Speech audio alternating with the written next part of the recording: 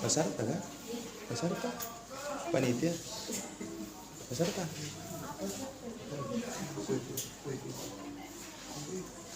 Permisi dulu. Oh, silakan Pak Ustaz. Pak Haji,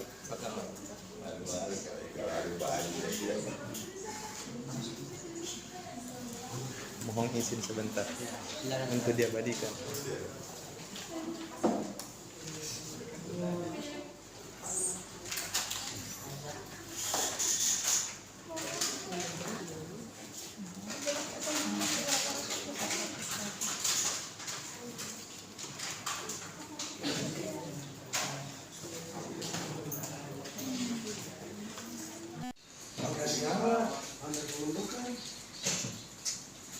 Sebenarnya yang mau dibawakan tadi informasinya mau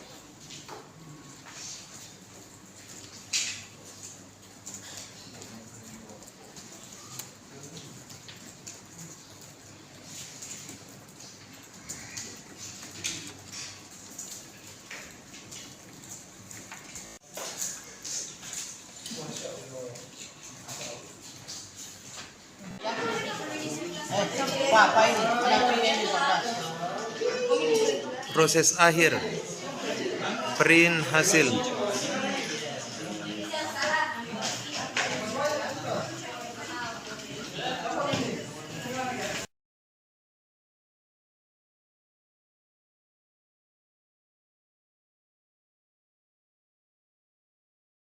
Warahmatullahi wabarakatuh. Yang terhormat Dewan Hakim yang adil dan bijaksana, serta para hadirin panitia maupun rekan-rekan peserta yang saya banggakan. Pertama-tama kepada Allah kita bersyukur, kepada Rasulullah SAW kita bersalawat. Gus Dur selaku Presiden keempat Indonesia pernah mengatakan, semakin tinggi ilmu seseorang maka semakin besar rasa toleransinya. Maka dari itu agama melarang adanya perpecahan, bukan perbedaan. Dewan Hakim yang terhormat, Allah menciptakan manusia dengan keberagaman yang tersebar di seluruh penjuru muka dunia. Sama halnya dengan Indonesia, Indonesia terdiri dari beragam suku, bangsa, budaya, etnik, hingga agama. Hal ini sebagaimana firman Allah dalam surah Al-Hujurat ayat 13 yang menyatakan bahwa Allah menciptakan keberagaman agar manusia saling kenal mengenal, bekerja sama, memberikan manfaat, bukan untuk saling menghina. Maka dari itu, Dewan Hakim yang terhormat, izinkan saya menampilkan sebuah video.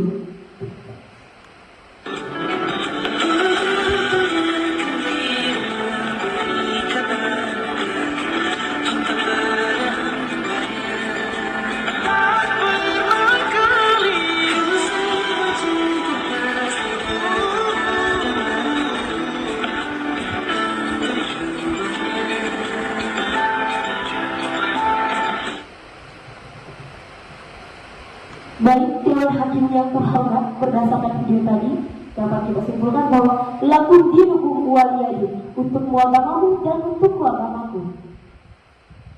Namun faktanya saat ini keberagaman masih banyak terjadi pelanggaran terkait kebebasan beragama berkeyakinan. Hal ini berdasarkan laporan yang dirilis oleh Setara Institut pada tahun 2022 kemarin, setidaknya mengalami peningkatan dari tahun sebelumnya, bahwa ada 175 peristiwa dengan pelanggaran KBB dengan 333 tindakan. Dan hal ini sesuai dengan grafik yang penulis tampilkan, dan terus akan mengalami peningkatan apabila tidak ditindaklanjuti. Maka dari itu, saya, penulis IQ 15, dengan bangga mempersembahkan hasil karya yang berjudul HARSI, Harmoni Diversity, Inovasi Aplikasi Persatu, Harmoni Keberagaman Perbedaan dalam Moderasi Beragama di Era Transformasi Digital. Dewan Hakim yang terhormat, lantas timbul pertanyaan, apa sebenarnya itu moderasi beragama? Hal ini cukup menarik beberapa pandangan dari para tokoh agama di Indonesia. Yang pertama, Pak Lukman Hakim Syaifuddin selaku Menteri Agama Republik Indonesia pada tahun 2014 hingga 2019 selaku pencetus atau orang yang mempopulerkan moderasi beragama di Indonesia menyatakan bahwa hal tersebut merupakan kepercayaan diri terhadap sebuah esensi ajaran agama yang dianutnya dengan tetap terbagi kebenaran dengan tafsirnya. Maksudnya adalah moderasi beragama menunjukkan adanya penerimaan, keterbukaan dan sinergi dari kelompok keagamaan yang berbeda. Sedangkan salah satu tokoh agama Kristen yaitu Pendeta Hadi Pantau menyatakan bahwa moderasi beragama bukan agamanya yang dimoderasi, namun cara pandang kita terhadap sebuah agama. Sebab dalam kitab suci kita masing-masing seluruh agama yang di Indonesia, moderasi beragama sudah final sebab hal tersebut sangat penting. Baiklah, selanjutnya saat ini kita membawa era transformasi digital. Lantas timbul pertanyaan, bagaimana sebenarnya moderasi beragama di tengah transformasi digital? Perlu kita ketahui bahwa transformasi digital mengacu pada sebuah strategi yang menggunakan teknologi digital yang secara drastis untuk mengubah berbagai cara berbisnis dan berkomunikasi. Maka dari itu, penulis menghadirkan inovasi Harsy, yaitu aplikasi berbasis mobile dengan beberapa platform lainnya. Dewan Hakim yang terhormat, apa itu Harsy? Harsy merupakan sebuah platform edukasi dan pembelajaran terkait keberagaman dalam moderasi beragama yang menerapkan pemanfaatan aplikasi mobile dengan mengkolaborasikan beberapa fitur-fitur seperti YouTube, e-book, Google Meeting, maupun lain sebagainya. Dewan Juri yang terhormat, kita masuki fitur-fitur aplikasi Harsy. Yang pertama adalah tampilan awal seperti yang diperlihatkan di layar, bahwa tampilan awalnya berupa logo. Kemudian selanjutnya adalah tampilan pendaftaran akun dan login. Apabila pengguna telah memiliki akun, maka dapat langsung memasukkan akunnya. Namun apabila belum memiliki akun, maka pengguna akan disarankan untuk melakukan pendaftaran. Selanjutnya adalah tampilan beranda home yang menampilkan arti dari Harsy itu sendiri sebagai interface awal dari para pengguna dan juga menampilkan beberapa fitur yang termuat dalam 3 halaman oleh aplikasi Harsy. Kemudian selanjutnya adalah fitur modul. Nah, fitur modul memuat beberapa buku yang berasal dari seluruh agama yang ada di Indonesia dan dapat diakses oleh seluruh pengguna, tidak dibatasi oleh agamanya. Kemudian selanjutnya adalah fitur video. Fitur video kita kolaborasikan dengan YouTube yang menyediakan berbagai video animasi, musik dan lain sebagainya terkait moderasi beragama atau arti dari toleransi itu sendiri. Kemudian selanjutnya adalah fitur kelas. Fitur kelas ini saya rasa teman-teman panitia pasti pernah merasakannya pada masa COVID-19 kemarin. Hal ini sama dengan kelas-kelas dasar, di mana kita akan mengundang para pemateri dari berbagai agama dan melakukan kelas seperti melalui Zoom meeting. Dan apabila telah melakukannya, maka akan tercetak dengan otomatis. Semua pengguna dapat mengaksesnya selagi kelas tersebut masih tersedia. Selanjutnya adalah fitur diskusi. Hal ini masih sama seperti fitur kelas sebelumnya, namun kita umumnya mengenalinya sebagai webinar yang dapat diakses oleh pengguna maupun non-pengguna dari aplikasi ini. Kemudian selanjutnya adalah fitur evaluasi. Fitur evaluasi disajikan dalam bentuk Google Form. Nah, hal ini tujuannya adalah untuk mengukur sejauh mana pemahaman pengguna dalam mengakses informasi yang ada di dalam aplikasi ini. Dan apabila pengguna telah mengaksesnya, maka akan tercetak dengan otomatis. Kemudian fitur terakhir adalah fitur laporan. Nah, fitur laporan ini dibuat dengan maksud agar apabila terjadi pelanggaran kebebasan umat beragama di sekitar pengguna, mereka dapat melaporkannya melalui fitur ini. Maka dari itu perlu menambahkan waktu dan tempat peristiwa tersebut secara rinci agar pihak berwenang dapat melakukan tindakan. Dewan Hakim yang terhormat, aplikasi Harsy dapat menjadi sebuah pemersatu yang menarik dan efektif di era transformasi digital untuk mengatasi konflik dan penyimpangan pemahaman dalam umat beragama. Maka dari itu, aplikasi ini diharapkan dapat menjadi salah satu solusi alternatif dalam memberantas konflik antar umat beragama dan penyimpangan pemahaman atau pandangan dari umat beragama yang berbeda. Dewan Hakim yang terhormat, selesai sudah presentasi penulis terkait makalah penulis. Kurang dalilnya mohon dimaafkan. Wassalamualaikum warahmatullahi wabarakatuh.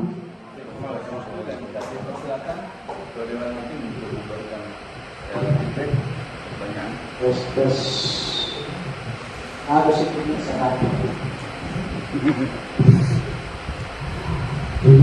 pemakan yang terakhir karena kami juga terpilih. Ya. Ini dinilai Tuhan Hakim realistis, is very good in action. Baik, ini dulu juga ini kalau orang awam sangat difficult untuk memahami. Jika kita sebagai intelektual, sensitif knowledge, kita harus membutuhkan pemahaman secara sistematis. Yang kami tanyakan kepada penulis, semester berapa sekarang? Oh, belum sampai. Ya, hasil ini saya lihat dari itu kembali baru mengacu pada moderasi beragama. Saya 2 kali mengikuti iklan moderasi beragama kita. Maksudnya, moderasi beragama saya baru dengarkan itu arsi. Saya lihat tadi inti daripada makanannya adalah menjadi nomor 1 ya.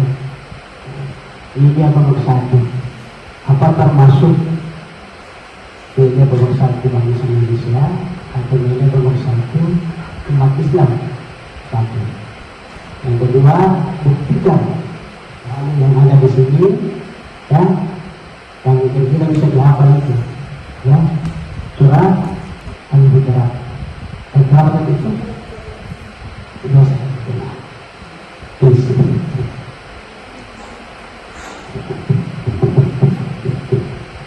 Baik, terima kasih Dewan Hakim yang terhormat atas pertanyaannya. Pertanyaan yang pertama adalah apakah aplikasi ini dapat menjadi media pemersatu baik baik bangsa Indonesia atau hanya untuk umat muslim baik? Seperti yang telah saya jelaskan di awal tadi bahwa aplikasi ini memuat semua agama yang ada di Indonesia, tidak terkecuali. Maka dari itu aplikasi ini dapat dikategorikan sebagai aplikasi yang dapat memperkuat bangsa Indonesia. Sebab bangsa Indonesia disongsong oleh umat yang beragama. Maka selain dari, maka dapat juga berkaitan dengan pertanyaan selanjutnya, yaitu apakah hanya umat muslim saja? Tidak. Jawabannya adalah umat muslim juga dapat bersatu melalui pemahaman ini, karena kita tidak membatasi bahwa umat muslim hanya dapat mengakses 3 orang saja, umat muslim hanya mengakses 4 orang saja. Tidak. Tapi seluruh umat muslim, bahkan seluruh umat beragama di Indonesia dapat mengakses aplikasi ini apabila telah terrealisasikan. Seperti itu.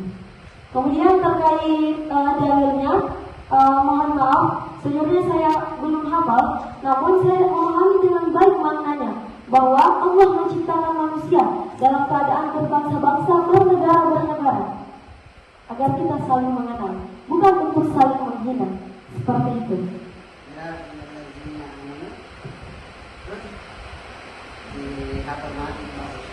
Baik.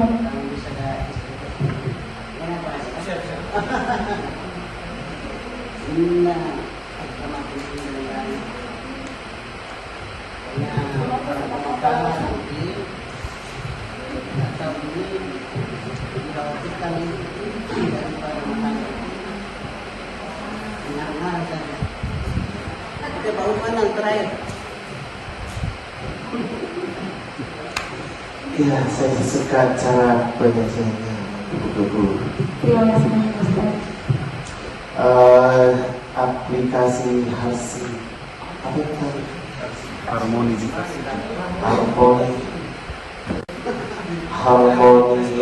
diversity. Harmoni University. Ini istilah-istilah yang perlu banyak disosialisasi itu kalau mereka generasi milenial dokter sudah bisa paham bagaimana dengan anak-anak.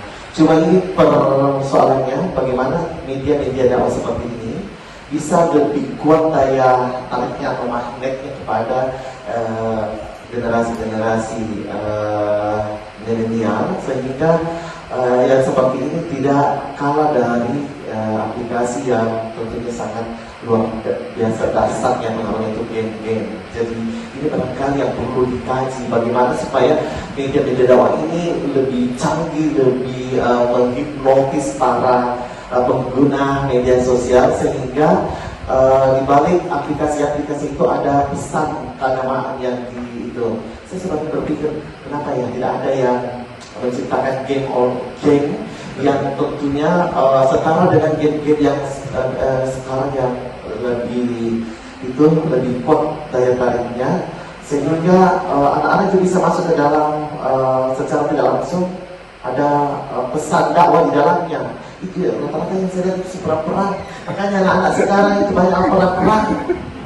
Kenapa tidak ada dipikirkan seperti itu? Artinya bagaimana supaya game ini diramu sedemikian rupa sehingga sedikit menyentuh ketika ditembak Allahu Akbar. Tapi sekarang itu bunyi bahasa itu secara tidak itu yang kadang-kadang ke perempuan apa iya, jadi saya kira ini yang perlu dipikirkan. Jadi saya sebenarnya suka yang seperti itu supaya nggak apa-apa lain judulnya, lain namanya, tetapi tertarik ke dalamnya. Iya, tertarik untuk masuk. Jadi memang berdakwah melalui media IT sudah waktunya. Tetapi jangan sampai hanya sekedar nama saja orang mau masuk baru lihat sampulnya mas. Tapi coba kan tanya itu game dan senjatanya biasa orang langsung masuk anak-anak. Padahal sasarannya di sini adalah bagaimana generasi kita bisa cinta kepada pesan-pesan moral melalui game itu. Ya, semoga kalau lulus ya bisa dimodifikasi sehingga orang tapi tidak ada yang nari di semua. Saya cuma cari yang judul-judul yang penasaran. Artinya sesuatu yang baru dilihat atau baru dengar langsung itu. Ini semua langsung identity. Ada yang misalnya transformasi kita. Baru paham. Oke, selamat, terima kasih. Semoga sesuai juara dan jelasnya makalah dan presentasi harus ditampilkan secara maksimal, totalitas. Oke, aku juga pada bilang.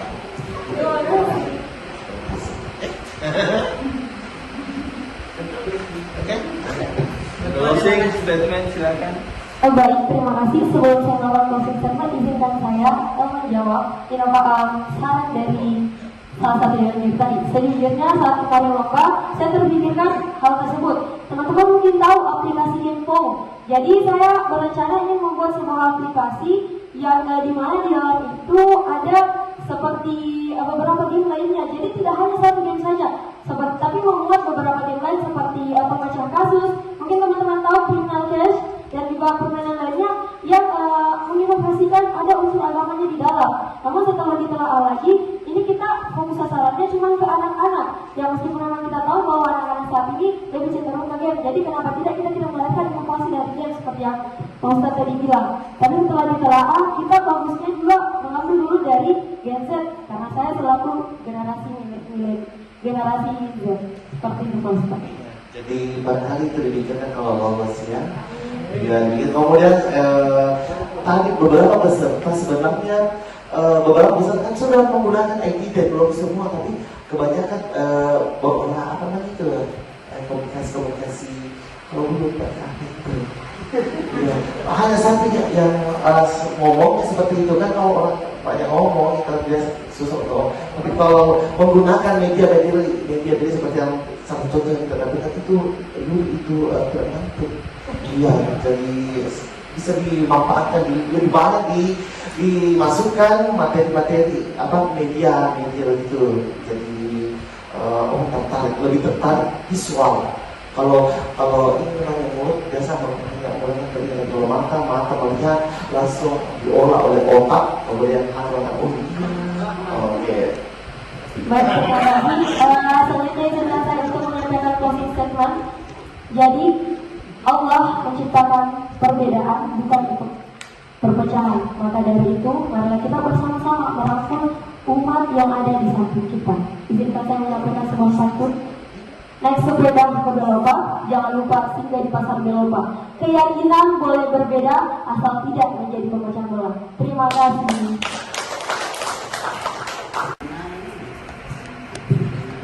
Bismillahirrahmanirrahim.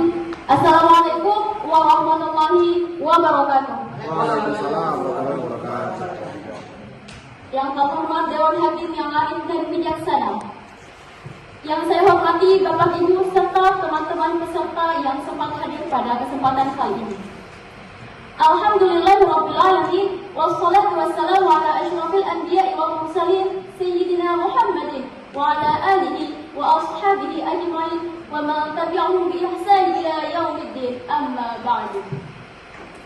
Baiklah, pada kesempatan kali ini perkenalkan saya Sahriandi Basro dengan nomor peserta IQ 5 akan mempresentasikan sebuah materi yang berjudul penerapan teknologi augmented reality dalam dakwah Al-Quran, meningkatkan aksesibilitas dan efektivitas dakwah di era digital.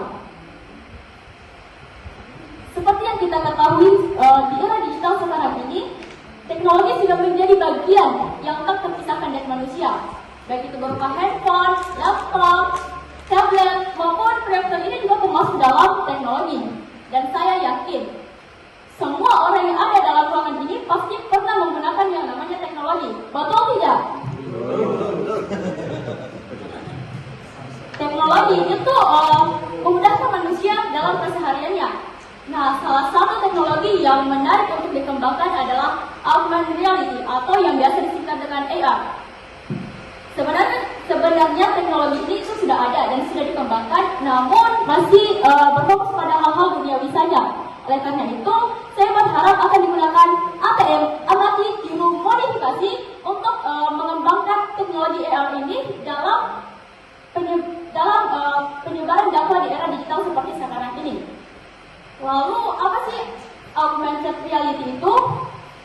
AR itu merupakan sebuah teknologi yang memungkinkan penggunanya terlibat untuk melihat dan berinteraksi dengan virtual, yang dimana dia merasakan lingkungan sedang berada di lingkungan yang lebih nyata.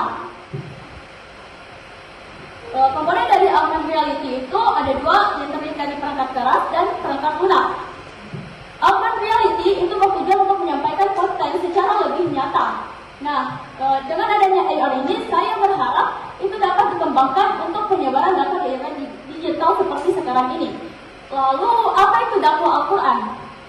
Dakwah Al-Quran adalah sebuah upaya untuk menyampaikan pesan-pesan ajaran agama Islam yang tentunya sesuai dengan ajaran dalam Al-Quran, baik kepada individu maupun kepada masyarakat.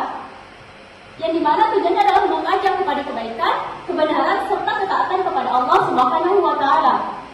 Allah Subhanahu wa Ta'ala berfirman dalam Quran surah Al-Imran ayat 104 yang berbunyi, Bismillahirrahmanirrahim, وَلْتَكُنْ مِنْكُمْ أُمَّةٌ يَدْعُونَ إِلَى الْخَيْرِ وَيَأْمُرُونَ بِالْمَعْرُوفِ وَيَنْهَوْنَ عَنِ الْمُنكَرِ وَأُولَئِكَ هُمُ الْمُفْلِحُونَ. Yang artinya, dan hendaklah ada di antara kamu segolongan orang yang menyuruh kepada kebajikan, kepada yang ma'ruf dan mencegah dari hal yang munkar, dan itulah orang-orang yang beruntung. Dari ayat tersebut, itu artinya kita dapat simpulkan bahwa dakwah itu sangat penting dan sangat dianjurkan dalam ajaran agama Islam. Lalu ada beberapa dimensi penyampaian dakwah. Yang pertama itu adalah sumber kebenaran dan pedoman hidup. Yang kedua, pemeliharaan akidah dan kesucian ajaran agama Islam, serta penyebaran rahmat dan keadilan. Lalu, apa manfaat dari teknologi AR dalam dakwah Al-Quran? Yang pertama itu adalah memperkaya pengalaman yang interaktif. AR itu adalah teknologi yang memungkinkan penggunanya merasa bahwa dia berada dalam lingkungan yang lebih nyata. Seperti yang kita ketahui, ketika kita menonton bola di lapangan, itu sensasinya akan jauh terasa lebih berbeda dibanding kita menonton dengan rekaman kecil seperti handphone. Saya rasa Johan pun pasti pernah merasakannya. Selanjutnya, pengalaman pembelajaran yang mendalam. Manusia lebih cenderung, lebih suka, lebih tertarik dan lebih mampu memahami hal-hal yang bisa dilihat secara lebih nyata. Sehingga itu pun juga dapat memfasilitasi pengalaman. Lalu manfaatnya itu meningkatkan daya tarik. AR ini menyampaikan konten secara lebih nyata, yang dimana itu akan meningkatkan daya tarik manusia untuk menggunakan teknologi AR ini dalam penyampaian dakwah di era digital.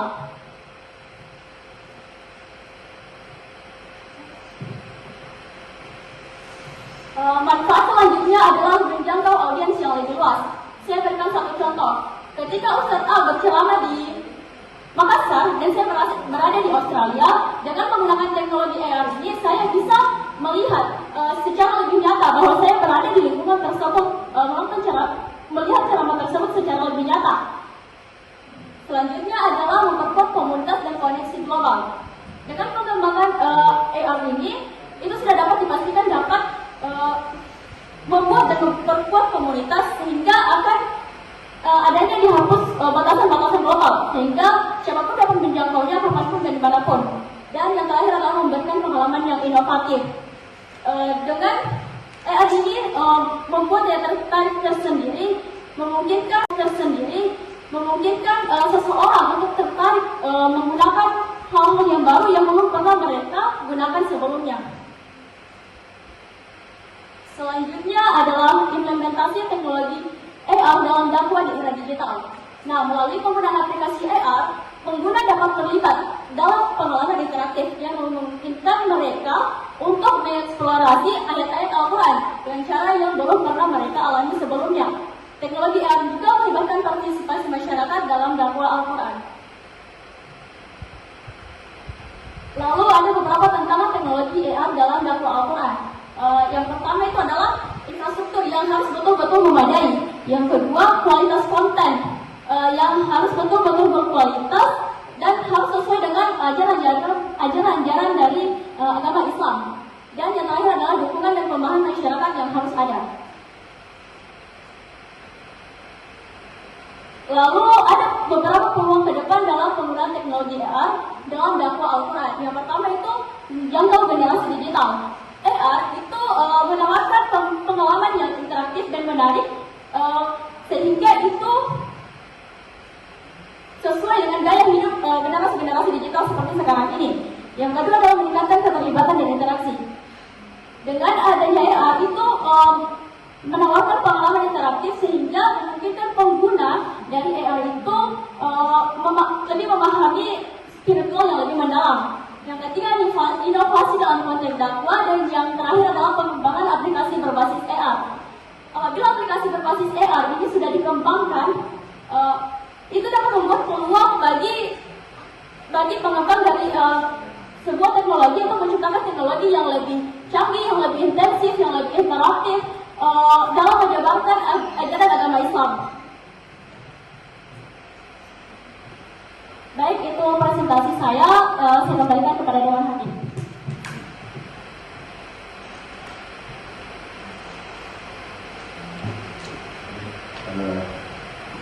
Baik, terima kasih Dewan Hakim yang terhormat dan para peserta yang kami cintai dan banggakan.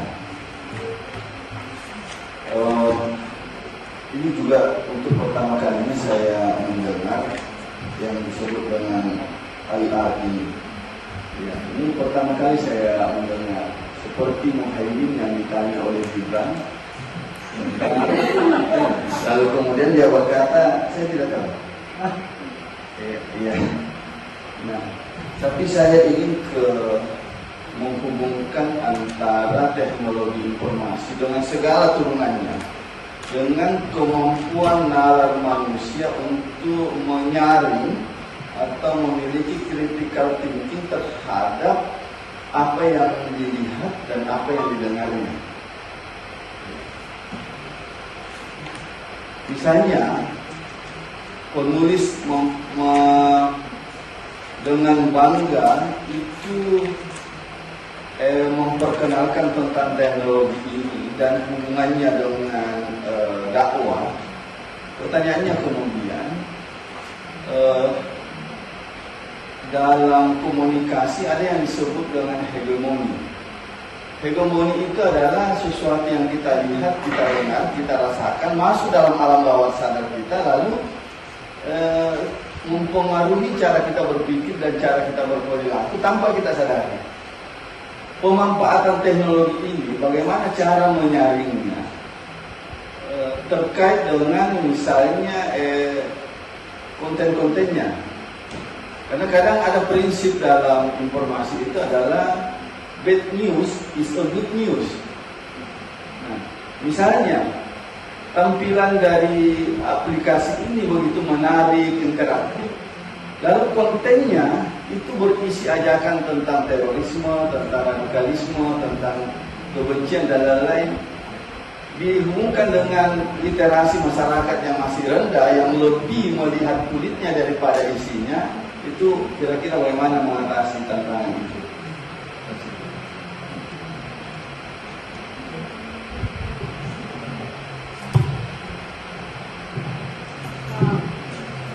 Perjelas dari pertanyaannya, bagaimana menghadapi tantangan ketika konten yang disediakan itu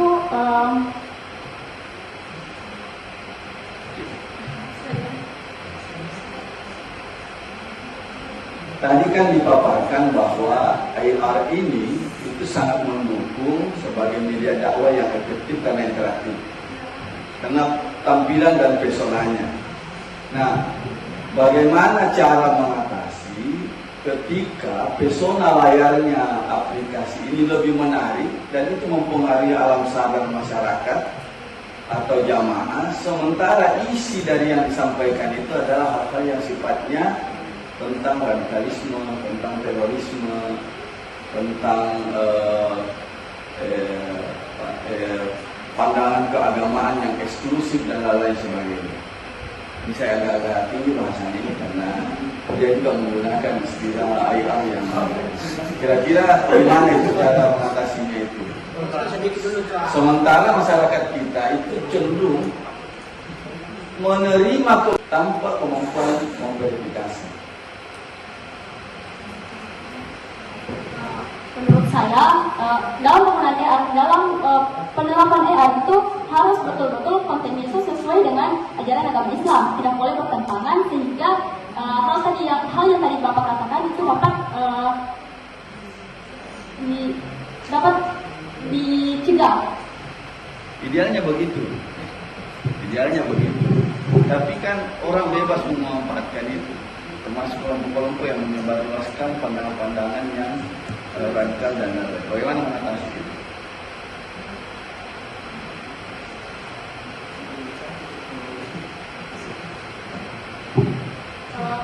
Menurut saya, pengguna dari teknologi itu juga harus memiliki kesadaran bahwa hal ini itu salah dan hal ini yang benar. Gitu. Terima kasih. Berarti literasi digital masyarakat juga yang harus ditingkatkan. Terima kasih. Itu kata kunci. Dan closing statement. Dengan hati nurani dan bijaksana serta hadirin calon penghuni surga. Amin. Di era digital seperti sekarang ini, agama juga mengajarkan bahwa kita harus mengikuti perkembangan zaman, asal itu sesuai dengan ajaran-ajaran yang terkandung dalam ajaran agama Islam maupun ajaran dalam Al-Quran. Baiklah, untuk sekian dan terima kasih. Wassalamualaikum warahmatullahi wabarakatuh.